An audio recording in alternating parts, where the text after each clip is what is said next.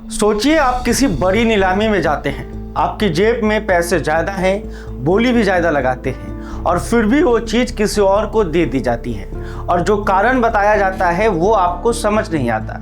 ये कोई कहानी नहीं है, यही हुआ है बिहार के उद्योगपति अनिल अग्रवाल के साथ। देश के सबसे चर्चित दिवालिया मामले में से एक जयप्रकाश एसोसिएट्स यानी जेपी सीमेंट की नीलामी में उन्होंने अडानी ग्रुप से 2000 करोड़ से ज़्यादा की बोली लगाई और फिर भी हाथ खाली रह गया। सवाल सीधा है, क्या ऊंची बोली लगाने का मतलब कुछ नहीं होता? और अगर नहीं होता तो फिर यह पूरी प्रक्रिया किसके फायदे के लिए होती है? यही सवाल अब सुप्रीम कोर्ट में उठाया जा रहा है।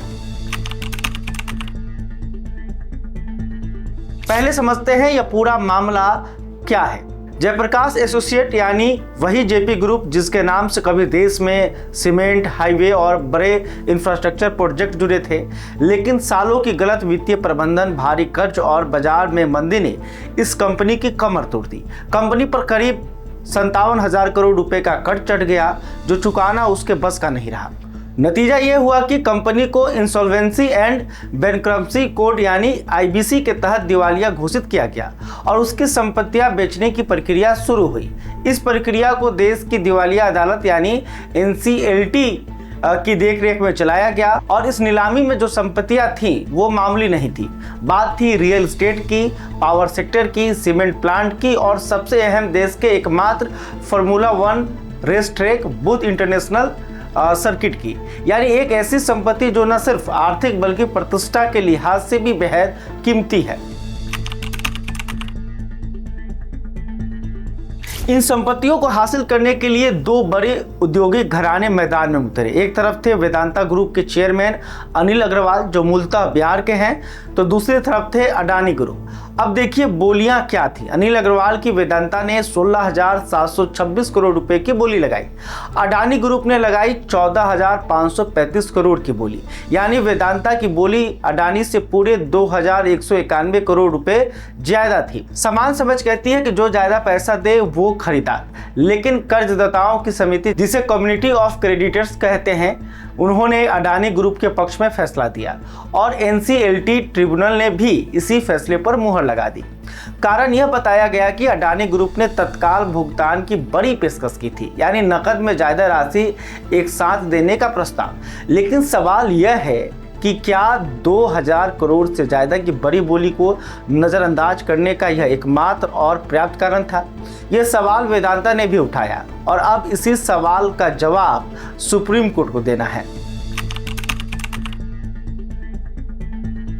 इस पूरे मामले में बुद्धा इंटरनेशनल सर्किट एक अलग ही महत्व रखता है। यह भारत का एकमात्र फार्मूला 1 रेस ट्रैक है, ग्रेटर नोएडा में स्थित है। यहाँ 2011 से 2013 तक 3 साल भारतीय ग्रां प्री आयोजित हुई थी, लेकिन तब से यह ट्रैक बंद पड़ा है। टैक्स विवाद, प्रशासनिक उलझनों से इसे रोक दिया गया।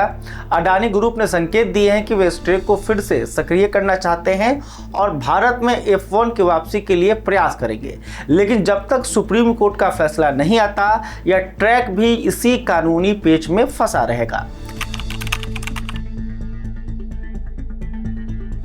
वेदांता ने एनसीएलटी के इस फैसले को नहीं माना। कंपनी ने सुप्रीम कोर्ट का रुख किया और डील पर रोक लगाने की मांग की है। चेयरमैन अनिल अग्रवाल ने सार्वजनिक रूप से कहा है कि वे इस प्रक्रिया से असंतुष्ट हैं और अपना पक्ष मजबूती से रखेंगे। यह मामला सिर्फ दो कंपनियों के बीच का विवाद नहीं है, यह उस व्यवस्था पर एक बड़ा सवाल है जिसे आईबीसी यानी दिवालिया कानून के तहत बनाया गया था ताकि कर्जदारों को अधिकतम वसूली मिल सके। अगर सबसे ऊंची बोली भी फैसले की गारंटी नहीं देती तो फिर यह व्यवस्था किस लक्ष्य को पूरा कर रही है, यह सवाल कानून के जानकार भी उठा रहे हैं। दूसरा पहलू यह है कि अनिल अग्रवाल बिहार के रहने वाले हैं। वेदांता आज भले ही एक बहुराष्ट्रीय समूह हो, लेकिन उसकी जड़ें बिहार की धरती से जुड़ी है। बिहार के उद्यमी वर्ग में यह भावना है कि जब भी कोई बिहारी बड़े कॉर्पोरेट बेंचों पर अपना दावा पेश करता है तो उसे उचित बराबरी नहीं मिलती। यह भावना सही है या गलत, इसका आकलन तथ्यों के आधार पर ही होगा और वे तथ्य अब अदालत में सामने आएंगे। आने वाले दिनों में सुप्रीम कोर्ट इस मामले पर सुनवाई करेगा। अगर कोर्ट वेदांता के पक्ष में फैसला करता है तो डील रुकेगी, प्रक्रिया फिर से खुलेगी। अगर अडानी ग्रुप के पक्ष में जाता है तो यह देश के सबसे बड़े दिवालिया समाधानों में से एक पूरा होगा।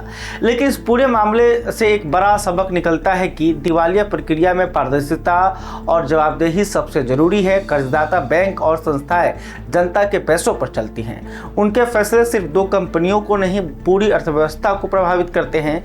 हम इस मामले पर नजर बनाए रखेंगे। जैसे ही सुप्रीम कोर्ट में सुनवाई आगे बढ़ेगी आपको पूरी जानकारी मिलेगी यहीं इसी चैनल पर। अगर यह खबर आपको जरूरी लगी तो चैनल को सब्सक्राइब करें और इस वीडियो को उन लोगों तक शेयर करें जो देश के कॉर्पोरेट जगत और न्यायिक प्रक्रियाओं को समझना चाहते हैं। वीडियो पसंद आए तो इसे लाइक और ज्यादा से ज्यादा शेयर करें। हमारे चैनल को सब्सक्राइब करना न भूलें ताकि आपको हर जरूरी खबर सबसे पहले मिल सके। अगर आप किसी खास विषय या मुद्दे पर वीडियो देखना चाहते हैं तो कमेंट करके जरूर बताएं। आपकी राय हमारे लिए बेहद अहम है।